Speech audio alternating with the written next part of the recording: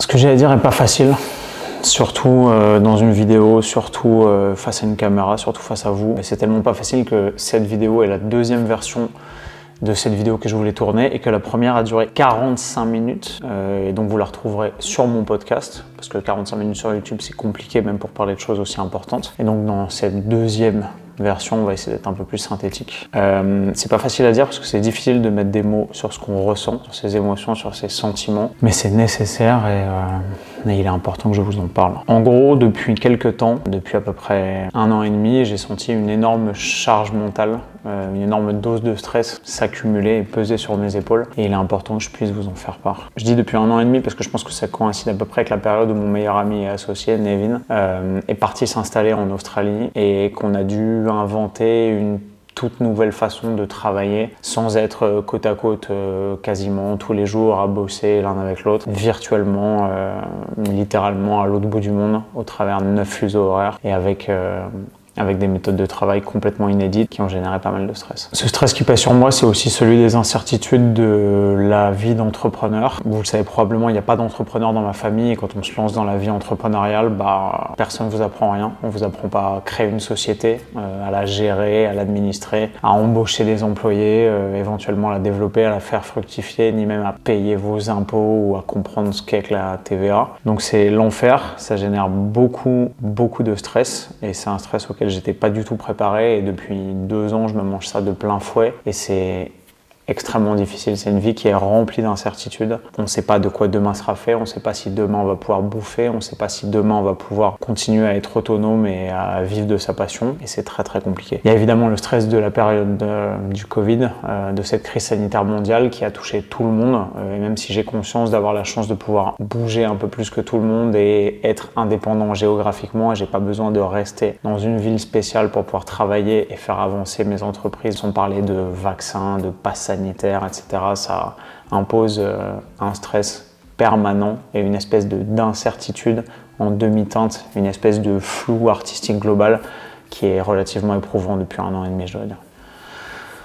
Évidemment, à ça s'ajoute le stress de la création de contenu, qui n'est pas une valeur exponentielle, comme ceux qui n'y connaissent rien aiment à le prétendre, où on dit « Ah ouais, ça va faire comme Thibaut InShape, tu vas faire une vidéo puis 5, puis 100, et en fait tu vas gagner des millions d'abonnés sans rien foutre ». Clairement, les gens qui pensent ça n'ont rien compris, ne savent pas à quel point les gens qui ont du succès dans ces entreprises-là sont des bosseurs de ouf et travaillent day in, day out, tous les jours de leur vie de façon acharnée. Et ça progresse pas de façon exponentielle, bien au contraire, ça ne progresse que si on travaille, que si on remet sur le métier son ouvrage constamment. Et c'est très difficile de se dire que si on s'arrête, tout s'arrête et que si on a potentiellement plus d'idées, plus d'inspiration, ce qui est pas mon cas et je touche du bois, mais peut-être plus l'envie de faire les choses ou plus envie de faire les choses momentanément ou de la même façon. Les choses peuvent s'arrêter du jour au lendemain et tout peut dégringoler extrêmement vite et ça c'est assez stressant. Il y a aussi le stress des blessures. Vous savez que j'ai des blessures articulaires depuis maintenant plusieurs années et donc forcément des blessures qui remettent en cause ma logique de développement, ma logique de progression, même ma logique de développement personnel ainsi que mon image de moi et la question commence à se poser de qui je suis, si je suis plus capable de maintenir un physique crédible pour le feed game, pour les attentes du feed game, pour les attentes des réseaux, pour les attentes des gens, de ma communauté qui croient en moi et qui voient peut-être en moi un symbole de progression, d'abnégation, de réussite, je sais pas, j'en sais rien. Mais aussi vis-à-vis de moi-même, qui je suis, si je suis plus capable de progresser et d'avancer dans ma dynamique sportive, dans ma dynamique de croissance dans la vie, de développement personnel, notamment grâce à ces blessures ou à cause de ces blessures, et ça c'est compliqué. J'ai eu d'autres types de stress un peu épars et je vais évidemment pas tout vous détailler, mais j'ai pas mal de membres de ma famille récemment qui ont eu des problèmes de santé, plus ou moins importants en fonction. Et forcément, même si on veut se dire qu'on veut pas prendre toute la souffrance des autres et qu'on essaye d'être attentif et aimant tout en gardant un peu de recul, on souffre forcément pour les autres et ça génère forcément du stress. J'ai mon chat qui est mort aussi récemment et même si ça m'affecte plus que j'aimerais l'admettre, c'est une période difficile à traverser forcément et c'est une source de stress et d'anxiété et de charge mentale en plus. L'ensemble de ces paramètres, plus tout le reste, le stress de ma vie quotidienne à Paris, tout cet enfermement, toute cette agressivité, toute la circulation routière, les bouchons, etc. Tout ça crée une espèce de charge mentale monstrueuse et un trop-plein et qui génère une tension qui est permanente et qui s'est instaurée petit à petit sans que j'en prenne conscience. Et qui grignote doucement la personne que je suis et la liberté que j'ai et la liberté de l'enthousiasme et la joie de vivre naturelle que j'ai, et vient s'installer un peu comme une chape de plomb sur beaucoup de gens et sur moi en l'occurrence, et commence à peser lourd. Et en fait, toute cette tension que je refusais de voir ou que j'arrivais pas à voir s'est cristallisée dans des petits signes isolés mais distincts, qu'en sociologie on appelle des signaux faibles, qui sont en fait des petits riens quand on les prend séparément, et qui, si on n'a pas la lucidité de les aborder avec le recul nécessaire et de les considérer comme un tout, peuvent paraître totalement insignifiants, mais qui en fait sont révélateurs d'un état profond et général qui se dégrade et montre que les choses vont finalement pas si bien que ça. Et ces signes, il y en a plein, il y en a peut-être même que j'ai pas vu ou pas encore vu ou que j'ai refusé de voir inconsciemment, mais je vais vous lister ceux dont je suis conscient et ceux qui sautent aux yeux finalement maintenant qu'on regarde les choses avec un peu de recul. Premier signe, c'est que j'ai une mémoire qui, alors que quand j'étais en prépa à l'école ou même il y a 5-6 ans, était extrêmement performante, j'étais capable de me rappeler de tout. Je me rappelle de toutes les paroles et de tous les dialogues de films que j'ai vus, des visiteurs en passant par le Jumanji. Je vois un film 2 fois, je me souviens de trucs qui reste et qui s'imprègne dans ma mémoire de façon extrêmement importante. J'ai jamais eu de mal à apprendre une poésie, une tirade, des pages de texte, etc. Et maintenant, ma mémoire me lâche. Évidemment pas par vieillesse, parce qu'à 32 ans, c'est pas possible. Je touche du bois. Mais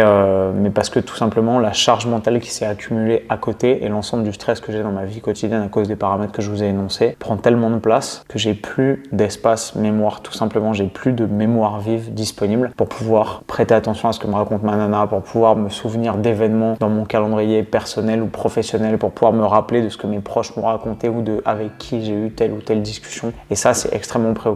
Et c'est un truc que j'ai refusé de voir depuis longtemps, et en fait ça commence à me signifier qu'il y a un problème dans le stockage et la gestion des données et que peut-être il va falloir faire un formatage de la carte ou une remise à zéro du disque, clairement. Le deuxième signe, c'est que j'ai pas mal délaissé mon meilleur ami et associé. Je lui ai laissé assumer une grosse charge de travail,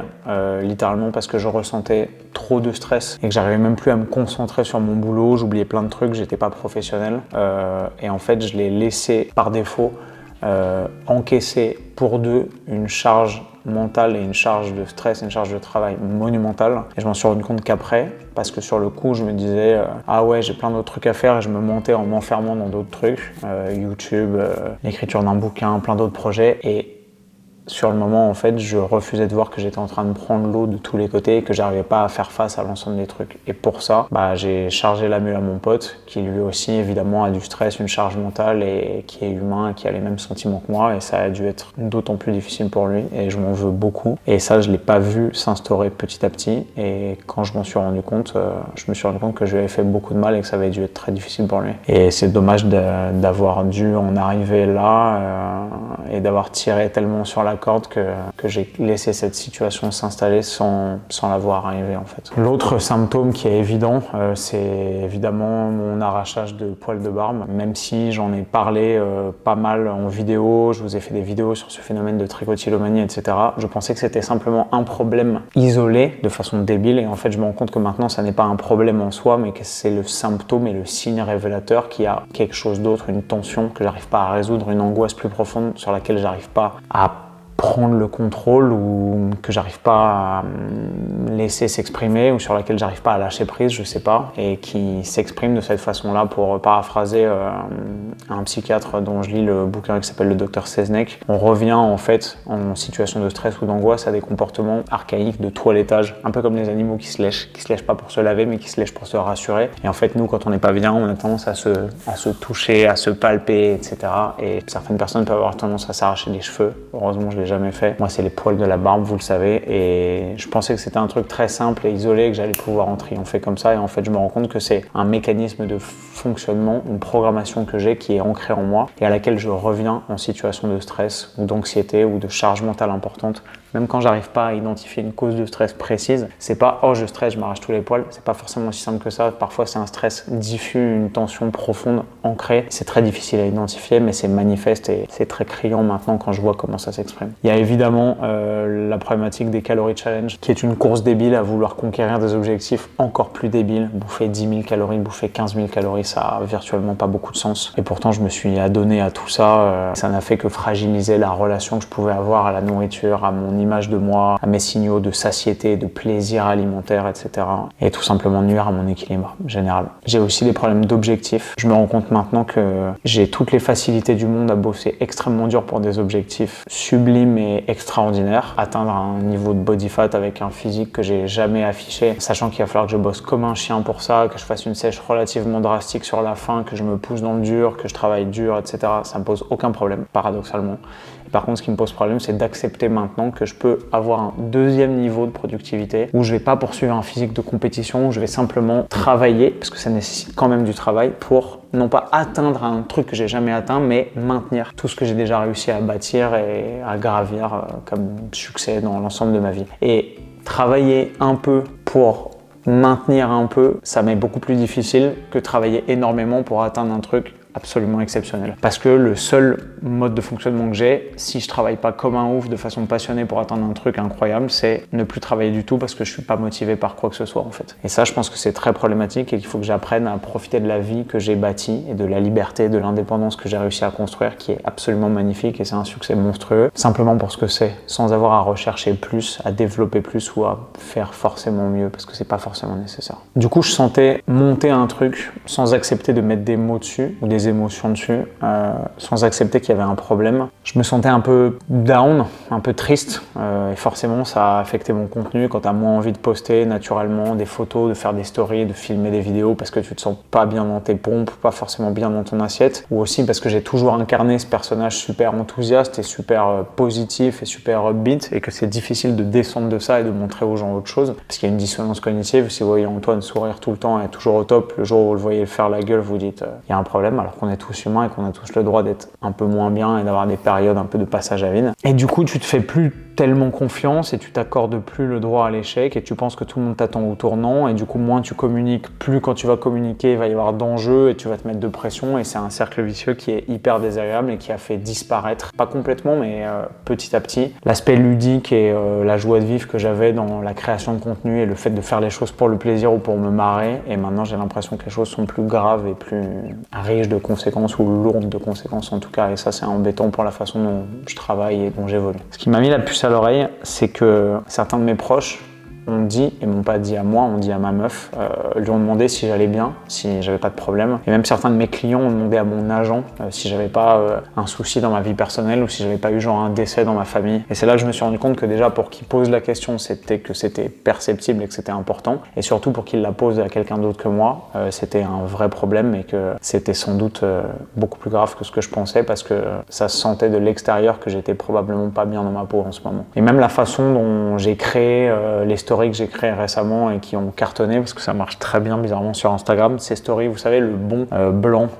sur fond noir, finalement hyper austère, hyper strict, hyper triste peut-être, et que moi je voyais comme une façon hyper efficace de communiquer et que beaucoup de gens ont repris comme une façon peut-être très disruptive et originale, mais en fait il y a pas mal de gens qui m'ont dit que ça les faisait flipper et que voir ça donnait l'impression que j'étais potentiellement triste et pas très bien dans ma peau. Et je me suis rendu compte effectivement que c'était devenu pour moi une façon de me réfugier derrière cette technique et que c'était devenu plus simple pour moi de parler de façon neutre derrière cette espèce de masque en noir et blanc très austère, très simple, très sobre, plutôt que de devoir faire face à mon image, à ma caméra et peut-être me débattre avec des émotions contradictoires, devoir sourire quand j'en avais pas forcément envie, devoir être positif et enthousiaste quand j'en avais pas forcément envie ou que j'en ressentais pas le besoin et que c'était plus facile de me cacher derrière un masque que d'affronter la réalité en face en fait. Du coup j'ai découvert que j'étais très doué pour me mentir à moi-même, pour me persuader que tout allait bien, pour donner le change, pour faire contre une mauvaise fortune bon cœur et sourire quoi qu'il arrive, et que si je trompais personne, par contre j'étais doué pour me tromper moi-même et que j'ai pas vu arriver le fait que j'allais pas si bien que ça et que peut-être il y avait des questions importantes qu'il fallait que je résolve et qu'il fallait que je fasse ce travail émotionnel quoi qu'il arrive et que je me démerde pour aller mieux. Et récemment le coup de Trafalgar qui a fait que j'ai pris conscience de tout ça, vous l'avez probablement vécu également avec moi, c'est cette vidéo YouTube qui a un peu dérapé et surtout cette séance de sparring qui a un peu dérapé où je me suis fait perforer le tympan et péter une côte. Pas parce que je me suis frotté à des mecs plus forts que moi, certes, mais surtout parce que dans le moment, j'ai refusé de lâcher prise et que j'étais tellement mal inconsciemment au fond de moi-même que alors que je me fais dérouiller et que j'aurais tout simplement pu dire « Ok les gars, vous êtes trop forts, il y a un problème de niveau, je vais sagement me mettre sur le côté et regarder ce qui se passe », je me suis dit « Tu vas pas lâcher et quoi qu'il arrive, tu vas serrer les dents et si tu te fais péter un tympan, c'est pas grave, si tu te fais péter une côte, c'est pas grave, tu te fais sauter un genou, c'est pas grave, tu te fais mettre KO, on s'en bat les couilles, mais tu vas pas lâcher et tu vas pas offrir à la vie cette victoire de te réduire à néant alors que tu as encore la force de te battre et que tu as à prouver à toi-même que finalement tu vas bien, que tu es capable de lutter. » Et du coup, j'ai pas lâché prise et il s'est passé ce qui s'est passé. Et en fait, paradoxalement, il a fallu que j'attende de me faire défoncer la gueule, littéralement de cette façon, pour me rendre compte que l'ensemble de ces signaux faibles étaient tous liés et que tout ça me disait que je vais pas si bien que ça dans ma vie et qu'il y a un travail important à faire. Et du coup, j'ai fini par accepter, même si c'est un processus qui va être long et que c'est pas parce que je dis que j'ai fini par l'accepter que c'est bon, je l'ai accepté et que je l'ai intériorisé, mais j'ai fini par accepter qu'il y a un énorme travail émotionnel et psychologique à faire sur moi-même, comme sur tout le monde probablement, et que j'ai refusé de faire depuis des années. Probablement à cause de plusieurs trucs, à cause du syndrome du surdoué. J'ai fait une vidéo récemment avec un mec exceptionnel qui s'appelle Eric Flag et qui m'a posé cette question, qui m'a dit quand tu as été détecté et diagnostiqué surdoué quand tu étais petit, est-ce que ça a changé ta façon de voir ou de faire les choses ou d'interagir avec les autres? Et sur le coup, je lui ai dit non, je pense pas. J'ai toujours considéré que c'était une richesse d'avoir davantage de ressources psychologiques et intellectuelles que la moyenne et du coup, ça a toujours été une bénédiction. Et en fait, j'ai entendu sa question et j'ai essayé d'y répondre du mieux que je pouvais, mais j'ai pas entendu ce qu'elle signifiait vraiment pour moi dans le fond et ça a pris plusieurs jours et ça s'est installé en moi malgré moi et sans que je m'en rende compte. Et en fait maintenant avec le recul, je me rends compte que effectivement le fait qu'on m'ait toujours dit que j'étais plus intelligent ou que je percutais plus vite que la moyenne, ça m'a amené à penser que j'aurais jamais de problème ou que parce que j'étais capable de me sortir de situations psychologiquement difficiles ou de résoudre des problèmes littéralement à l'école, dans ma vie professionnelle, dans ma vie de tous les jours, dans ma vie sociale de façon beaucoup plus aisée peut-être et rapide que la moyenne, et j'aurais jamais de problème ou je serais toujours capable de les résoudre de façon beaucoup plus simple que les autres et tout seul. Et du coup, je me suis toujours dit que en toile de fond, cette particularité mentale, elle allait pouvoir me permettre de triompher de tout. Alors que c'est pas le cas, c'est pas parce qu'on est surdoué ou qu'on a un haut potentiel intellectuel qu'on n'a pas de problème et qu'on n'est pas humain et qu'on n'a pas des sentiments et qu'on n'est pas soumis à du stress, à une charge mentale. Et je pense que de façon rationnelle, j'ai toujours accepté que ce serait pas le cas et que j'étais invincible. Et j'apprends petit à petit que c'est pas le cas et qu'il faut accepter qu'on est faillible, qu'on est humain, qu'on est fragile, même si c'est super dur pour moi de dire ça, qu'on a tous un travail à faire là-dessus. Il y a mon éducation militaire aussi, mon père étant militaire, ayant beaucoup de membres de ma famille dans l'armée. Article 22, débrouille-toi comme tu peux, il faut être indépendant, il faut être robuste, il faut être fort pour être utile. Et on apprend petit à petit à travailler dur pour être polyvalent et indépendant et en même temps à assumer cette espèce de rôle et à s'enfermer dans cette espèce d'utopie selon laquelle on est invincible alors que c'est pas le cas et qu'on est tous de simples mortels. Et accepter ça petit à petit et regarder les choses en face, c'est extrêmement douloureux parce que c'est une dissonance cognitive majeure et c'est pas la façon dont j'ai grandi, c'est pas la façon dont j'ai évolué, c'est pas la façon dont j'ai été élevé. Et du coup, je me rends compte que j'y arrive plus en fait, que c'est plus possible, que j'arrive plus à lutter, que j'ai trop de trucs sur les épaules, que j'ai trop de trucs à gérer, que j'ai trop de trucs à gérer en même temps et que je suis humain et que je peux pas. Et en fait, à cause de toute cette charge mentale qui s'est accumulée, qui est monstrueuse, parce que j'ai refusé de traiter chaque problème en même temps et que j'ai pas réussi à voir les problèmes s'accumuler, et maintenant, avec tout ça sur les épaules, chaque petite contrariété, chaque petite demande ou faveur de gens que je connais pas bien et à qui il faut que je rende service, que j'aurais fait sans aucun problème avant par pure gentillesse et par pure générosité, maintenant, chaque petit problème du quotidien, chaque souci dans l'organisation de ma vie, de mes voyages, de mon travail, etc. Chaque truc m'agresse et j'ai plus d'espace disponible, j'ai plus d'espace émotionnel et j'ai plus de place mentalement pour gérer des tout petits trucs. Et en fait, chaque micro-problème peut littéralement me détruire ma journée parce que j'ai plus les ressources psychologiques et mentales pour pouvoir faire face à tout ça. Parce que l'ensemble de mon cerveau est pris par l'ensemble des problèmes que je vous ai déjà décrits. Du coup, j'ai été obligé d'arrêter. J'ai lâché la rampe sur mon taf, sur beaucoup de trucs.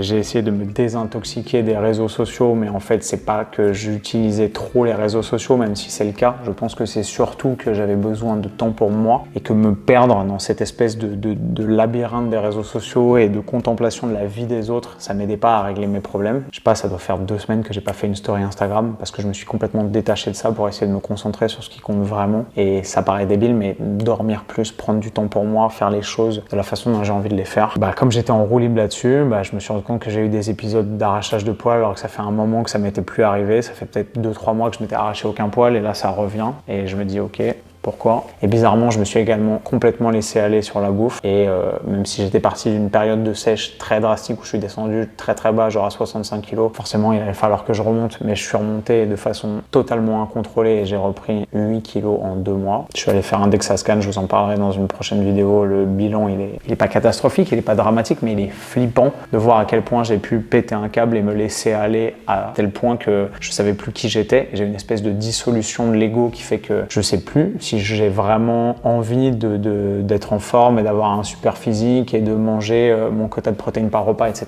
Évidemment que c'est mon souhait profond, mais en fait, dans cette période de mal-être, il y avait des jours où je m'en battais complètement les couilles et où je mangeais n'importe quoi pour le simple plaisir de manger des trucs sans rien compter, sans rien calculer, sans faire attention. Et du coup, je me mettais à manger évidemment n'importe quoi et dans des quantités absolument astronomiques, proportionnelles à la frustration que j'ai probablement toujours eue et surtout au mécanisme de confort et de compensation de l'ensemble de cette charge mentale que j'ai toujours placée dans la nourriture. Du coup, il y a des solutions que j'ai envisagées. J'ai évidemment établi un plan de bataille parce que vous vous doutez bien que même au fond du trou, je vais pas me laisser abattre aussi facilement. Et j'ai mis en place des solutions et des actions dans ma vie quotidienne pour pouvoir aller mieux et remonter la pente. Déjà, j'ai accepté de me faire aider. J'ai accepté que j'avais pas besoin d'être fou pour parler à un psy, à une psy en l'occurrence, et que j'avais pas besoin d'en arriver au stade où j'allais devoir prendre des antidépresseurs ou des médocs pour pouvoir aller mieux et accepter que j'étais en souffrance et que j'étais pas bien et qu'il fallait que je fasse un truc. Je vois aussi une hypnothérapeute avec qui je travaille sur la déprogrammation de mes schémas mentaux, de tout ce que j'ai toujours considéré comme acquis et de la façon dont j'ai toujours fonctionné, notamment sur les problèmes d'arrachage de poils et notamment sur le fait de manger plus que mes besoins. J'accepte de me faire aider, j'accepte de dire que je vais pas bien, j'accepte de dire que j'ai besoin d'aide et que j'ai pas tous les outils et les ressources nécessaires pour pouvoir faire face à tout ça et aller mieux. Et où je peux laisser la situation se détériorer, vivre une vie de merde et me laisser embarquer dans mes problèmes, où je fais le choix d'agir et de prendre le mal à la racine et de le traiter avec les ressources et les outils que j'ai ou auxquels je peux avoir accès, c'est-à-dire parler à d'autres gens notamment qui sont spécialistes de ça et sur qui je peux décharger de façon totalement neutre mes problèmes sans avoir besoin de les confier à un proche et faire porter cette charge mentale par quelqu'un d'autre dont c'est pas le métier, dont c'est pas la spécialité. J'essaye de manger, pour le simple plaisir de manger et de ce que la nourriture m'apporte comme plaisir épicurien simple et pas pour compenser quelque chose, pas pour combler un vide, pas pour me remplir, pas pour faire taire en moi une souffrance profonde et sourde que j'ai du mal à identifier, mais qui bizarrement va mieux pendant 10, 15, 20, 30 minutes quand je bouffe littéralement beaucoup trop parce que vous savez quel est mon appétit et vous savez quelle est ma gourmandise. C'est le trait de caractère via lequel j'ai choisi de sublimer cette espèce de comportement naturel que j'ai à me porter sur la bouffe quand je vais pas bien, tout simplement, et à manger de façon compulsive et émotionnelle et à manger mes émotions. J'essaye également de m'entraîner pour le plaisir de m'entraîner, de bouger et de jouir de ma liberté corporelle tout simplement et pas de m'entraîner pour compenser les excès alimentaires que j'ai fait, pas de m'entraîner, de me mettre un tarif pour tamponner ma frustration, ma colère, mon anxiété, mon stress. J'essaye de simplement pouvoir jouir de ma liberté de mouvement et de profiter du fait d'avoir un corps en parfaite santé et de la jeunesse que j'ai encore et d'être libre de le faire, tout simplement. Du coup, forcément, j'essaie d'apprendre à faire les choses pour ce qu'elles sont, pour ce qu'elles m'apportent au moment où je les fais, comme plaisir, comme bien-être, et pas simplement pour la compensation que ça me permet d'avoir vis-à-vis d'autres problèmes ou d'autres mal-être, ou la valorisation sociale que ça m'apporte, ou la valeur symbolique que ça m'apporte. Mais simplement faire les choses pour ce qu'elles sont. Me baigner dans une piscine d'eau froide si j'ai envie de le faire, marcher pieds nus dans la pelouse parce que ça m'amuse, rester au soleil pendant 20 minutes parce que c'est agréable, aller marcher, respirer le peu d'air pur qu'on peut respirer à Paris, faire du scooter, pas forcément pour aller quelque part, mais simplement pour le plaisir de rouler et de sentir le vent sur mon visage. Bref, vivre une vie normale et essayer d'être présent à chaque moment où je fais les choses. J'apprends aussi à apprécier mes nombreuses victoires, l'ensemble des choses extraordinaires que j'ai réussi à accomplir dans ma vie et que j'ai tendance à oublier constamment parce que c'est passé, parce que c'est derrière et parce qu'Antoine il a tendance à se concentrer sur ce qu'il y a devant lui et à toujours réfléchir en termes de prochains défis, prochains objectifs, prochains challenges et à délaisser tout ce qu'il a accompli juste avant ou plus tôt ou il y a longtemps. Et en fait, j'en oublie que j'ai fait des études absolument magistrales, que j'ai une famille absolument géniale, que j'ai une relation amoureuse sensationnelle, que j'ai une chance inouïe d'avoir une indépendance financière,